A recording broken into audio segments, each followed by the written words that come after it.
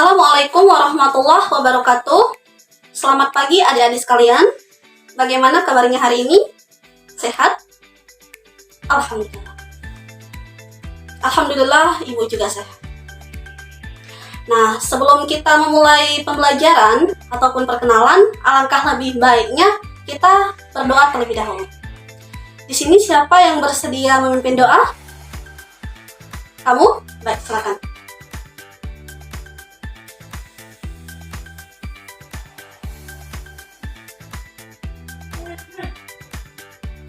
Alhamdulillah. Semoga dengan membaca doa tadi, proses pembelajaran kita diberikan kemudahan, kelancaran, pemahaman, dan diberikan keberkahan oleh Allah Subhanahu wa Ta'ala. Amin, amin ya rabbal alamin. Nah, berhubung ini pertemuan pertama, izinkan saya untuk memperkenalkan diri terlebih dahulu. Seperti pepatah mengatakan, tak kenal maka tak sayang. Nah, jadi, perkenalkan, nama saya Wilis Farlia, biasa dipanggil Wilis, lulusan dari Universitas Samudra, Prodi Pendidikan Geografi. Itu sedikit perkenalan dari Ibu. Ada yang ingin kalian tanyakan? Ya, silakan. Baik, terima kasih atas pertanyaannya. Jadi, Ibu berasal dari Simelu. Sebelumnya, ada yang tahu Simelu di mana? Belum? Baik. Jadi, Simelu itu merupakan sebuah pulau. Perpecahan dari Aceh Barat, tepatnya di Melapu. Nah, jadi, bagi yang belum tahu Simelu itu di mana, Simelu itu masih bagian Aceh ya. Nah, nanti lihat aja di Google. Nah, ada lagi yang ingin kalian tanyakan? Baik, silakan. Umur tahun ini insya Allah umur ibu sudah 23 tahun. Mungkin di sini ada yang 23 tahun? Oh tidak. Baik. Ada lagi? Cukup? Oke. Tadi kalian yang nanya sama ibu. Sekarang giliran ibu yang nanya sama kalian. Sebelumnya ibu mau tanya. Di sini ketua kelasnya siapa? Kamu? Baik. Sekretaris? Oh ya. Untuk ketua kelas nanti tolong dicatat ya nama teman-temannya yang hadir hari ini dan serahkan sama ibu. Oke? Kemudian yang dapat ranking 1 kemarin nih siapa? Oh, kamu. Nah, ingat ya, mempertahankan itu lebih sulit daripada mendapatkan. Jadi terus belajar, konsisten. Nah, untuk yang belum dapat, itu kalian harus tetap semangat, belajar terus, dan kalahkan yang teman-teman kalian dapat juara ini. Oke? Semangat? Oke.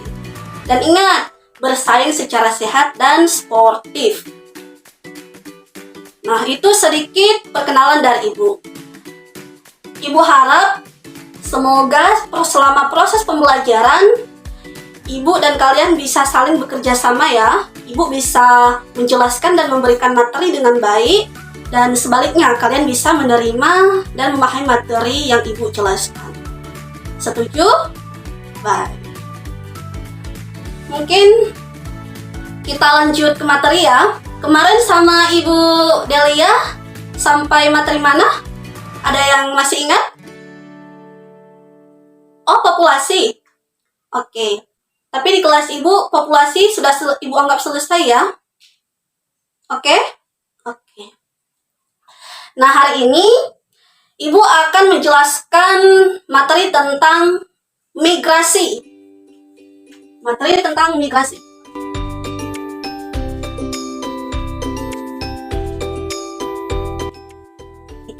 Ibu mau tanya nih, sebelumnya ada yang tahu atau yang pernah dengar kata dari migrasi? Ada? Ya, silakan.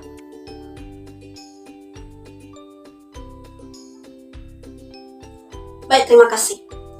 Tepuk tangan untuk temannya. Jadi betul yang dikatakan teman kalian tadi. Migrasi itu merupakan perpindahan penduduk dari suatu wilayah asal pindah ke wilayah tujuan dengan niat menetap.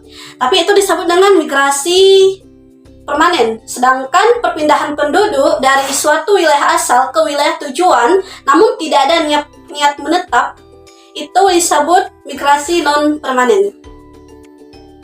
Jadi itu pengertian dari migrasi. Bisa diulangi lagi? Ya, bagus. Migrasi ini dibagi menjadi dua macam. Ada migrasi internasional dan migrasi internasional. Nah, yang pertama migrasi nasional. Nah, migrasi nasional ini merupakan perpindahan penduduk dari suatu wilayah ke wilayah lain, akan tetapi masih dalam suatu negara. Sedangkan migrasi internasional itu merupakan perpindahan penduduk dari suatu negara pindah ke negara lain atau perpindahan antar negara. Itu disebut dengan migrasi internasional. Selain itu, migrasi nasional ini dibagi lagi menjadi beberapa poin. Jadi di sini ada 4 poin. Yang pertama tadi ada sirkulasi, kemudian yang kedua ada urbanisasi, yang ketiga ada yang namanya ruralisasi, baru kemudian yang keempat ada transmigrasi. Itu 4 poin dari migrasi nasional. Poin yang pertama tadi ada sirkulasi. Sirkulasi itu merupakan perpindahan penduduk yang bersifat sementara atau tidak menetap. Nah, sirkulasi ini dibagi lagi menjadi 3 macam. Ada sirkulasi harian, sirkulasi mingguan, dan sirkulasi bulanan. Nah, yang pertama tadi sirkulasi harian. Nah, sirkulasi harian ini merupakan perpindahan yang dilakukan dari pagi hari dan kembali lagi pada sore hari atau malam hari. Itu disebut dengan sirkulasi harian. Kemudian baru yang kedua itu ada yang namanya sirkulasi mingguan. Nah, sirkulasi mingguan ini merupakan perpindahan yang dilakukan dari awal pekan dan kembali lagi pada akhir pekan. Kemudian baru yang ketiga, ada yang namanya sirkulasi bulanan. Sirkulasi bulanan ini adalah perpindahan penduduk yang dilakukan 1 bulan sekali. Oke, poin yang kedua ada yang namanya urbanisasi. Sebelum Ibu lanjut, ada yang masih ingat tadi pengertian dari sirkulasi? Ada? Ibu kasih nilai plus loh, bagi yang tahu. Baik, silakan.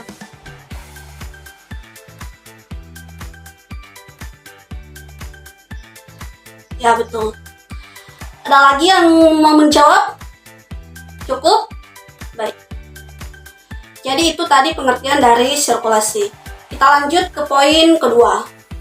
Urbanisasi. Nah, urbanisasi itu merupakan perpindahan penduduk dari desa pindah ke kota. Itu disebut dengan urbanisasi.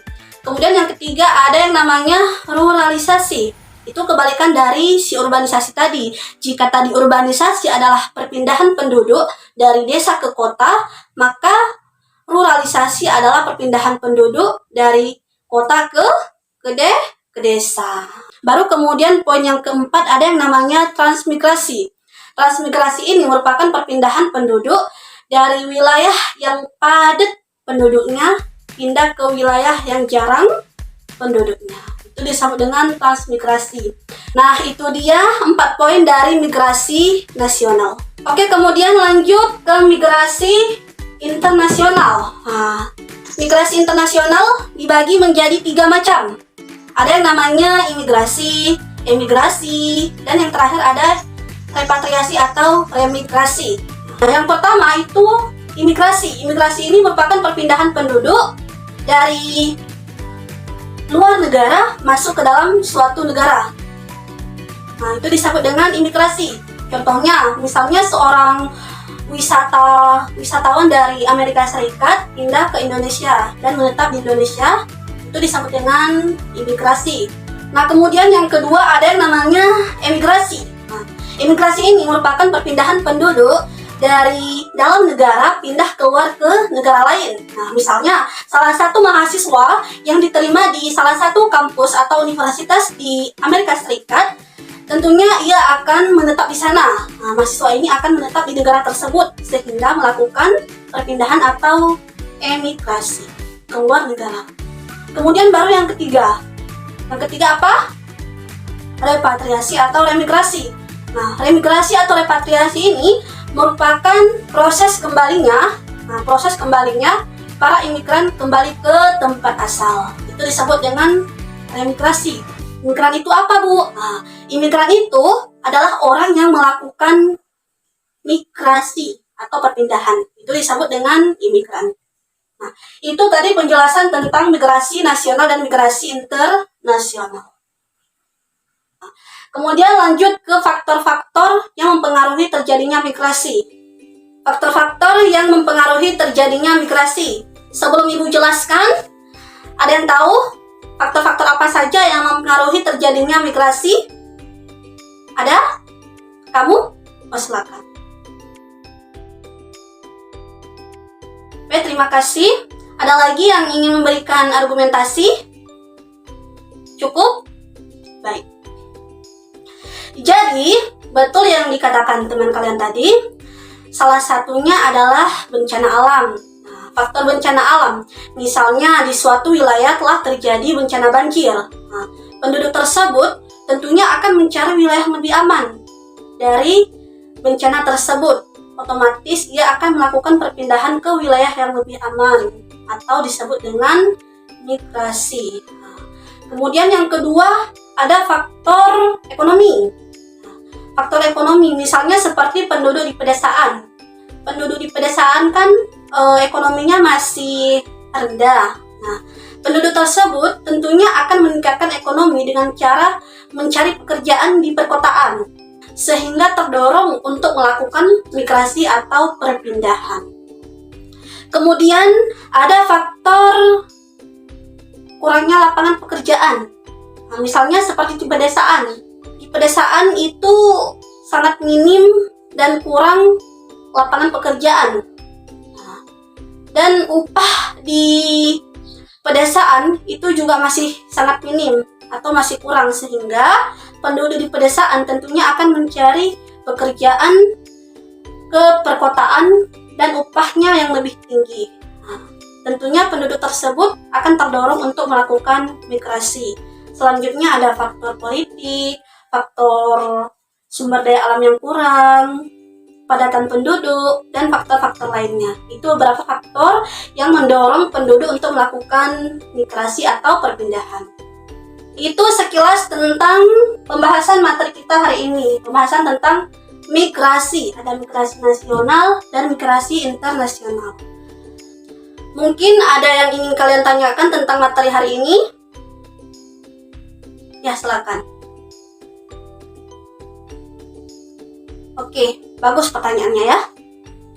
Sebelum Ibu jawab, ada yang bersedia untuk menjawab?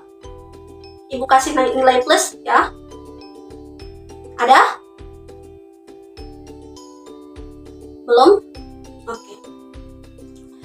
Jadi, cara mengatasi atau menanggulangi migrasi yang berlebihan itu misalnya dengan membangun fasilitas pembangunan ke pelosok negeri. Nah, misalnya di daerah-daerah terpencil, itu kan pembangunannya belum merata, masih kurang. Jadi pemerintah harus meratakan pembangunan hingga ke daerah-daerah terpencil, sehingga mengurangi terjadinya migrasi. Kemudian menciptakan lapangan pekerjaan atau menyediakan lapangan pekerjaan di pedesaan.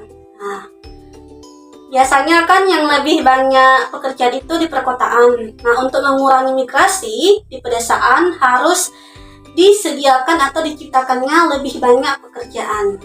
Nah, itu tujuannya untuk mengurangi migrasi penduduk dari desa ke kota. Nah, kemudian selanjutnya seperti mengadakan pendidikan yang bermutu hingga di kota-kota terpencil. Jadi pendidikan itu tidak hanya ditingkatkan di perkotaan, namun di desa-desa terpencil juga harus ditingkatkan, sehingga dapat mengurangi terjadinya migrasi yang berlebihan. Itulah beberapa cara menanggulangi atau mengatasi migrasi yang berlebihan. Mengerti? Sudah paham? Baik. Ada lagi yang ingin kalian tanyakan? Cukup? Baik. Mungkin itu saja yang dapat Ibu jelaskan hari ini, materi tentang migrasi. Kita lanjut minggu depan. Namun sebelum Ibu tutup, ada yang bersedia menyimpulkan pelajaran kita hari ini? Ada? Kamu? Baik, silakan.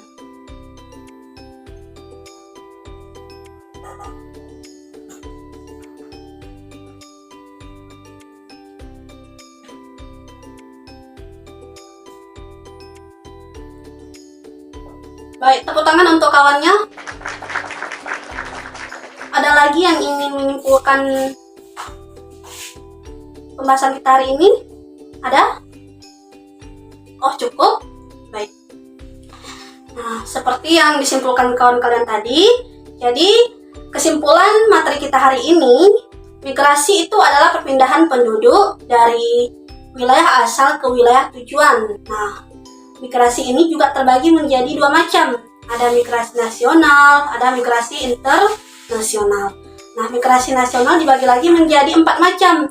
Ada yang namanya sirkulasi, urbanisasi, pluralisasi, dan kemudian yang keempat ada transmigrasi. Sedangkan untuk migrasi internasional dibagi menjadi 3 macam. Ada yang namanya imigrasi, emigrasi, dan remigrasi atau repatriasi. Kemudian faktor-faktor penyebab dari migrasi ini misalnya seperti faktor bencana alam, faktor ekonomi, untuk meningkatkan taraf hidup masyarakat, politik, dan lain sebagainya. Itu kesimpulan materi kita pada hari ini. Jadi sudah tahu ya apa arti dari migrasi dan faktor-faktor penyebabnya? Baik. Nanti Ibu tes lagi nih minggu depan. Jadi tolong belajar di rumah. Belajar kembali. Baik, mungkin pelajaran kita hari ini kita padai sampai di sini. Jika Ibu ada salah, mohon maaf ya. Ya, terima kasih. Ibu tutup dengan doa. Rabbana atina fid dunya hasanah wa fil akhirati hasanah wa qina adzabannar. Wassalamualaikum warahmatullahi wabarakatuh.